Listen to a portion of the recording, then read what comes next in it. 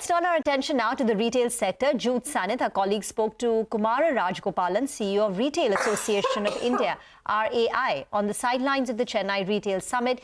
He asked him about the retail sales trend in August and the expectations from the upcoming festive season. Listen in. From what I hear, even the month of August, there's not been so much of business. So my guess is that it's not going to be looking like a great season.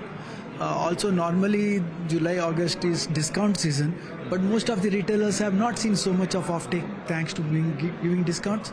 Because I think discounts is something that customers are expecting through the year. So it's not something that's really creating a whole lot of rush into the stores for retailers or online for them for that matter.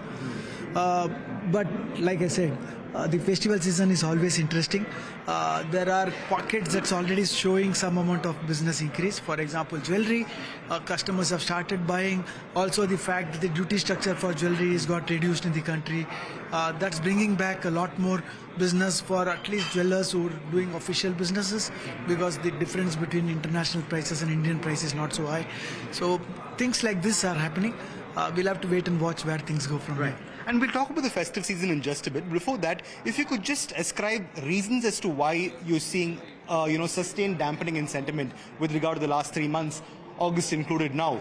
One factor you mentioned is that there is an expectation for discounts throughout the year. Are there any other factors that are contributing to this dampening in sentiment? I think this whole discount expectation is a resultant factor rather than a contributing factor. But the reality is that people in the bottom of the pyramid, the really lower middle class and below, have not been able to come in and shop enough after COVID.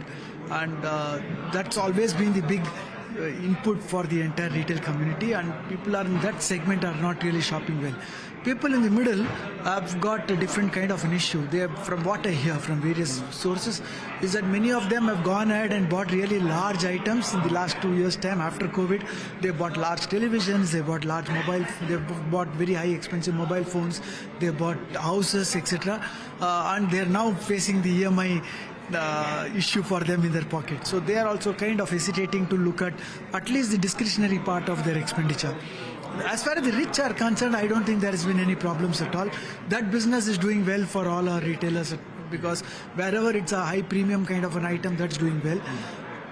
Some of the retailers who are offering value but stylized and innovation are also doing very well, because they are still giving something that customers are loving to go there and shop. Most of the retailers would like to feel optimistic, but I know that within their own businesses, we are trying to make sure that they can be frugal in the way they expand, they can be frugal in the way they buy products, and they can be more targeted about the amount of items that needs to be given to which customers.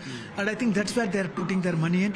It's not promising to be a very great season, but I don't think it's going to go negative, and that by itself is a great thing for everybody. So would you have a guesstimate or an estimate in terms of what kind of growth we can expect this festive season when compared to last year?